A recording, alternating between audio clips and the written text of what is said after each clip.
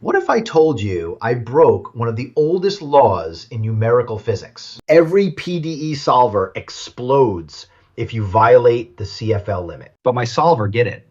Meet CSA Infinity, the solver that never explodes. It stays stable for 200,000 steps, and then 2 million, with perfect exponential convergence and zero drift. After millions of iterations, it hits machine precision, around 1 × 10 to the negative 14th power, and stops changing completely. Euler blows up.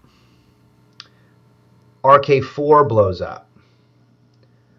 Neural operators collapse. But CSA Infinity? Unstoppable.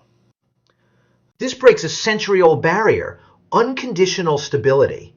Imagine weather simulation that can't blow up, fluent solvers with no time step limits, AI memory systems that never drift or decay. Stability is the new intelligence.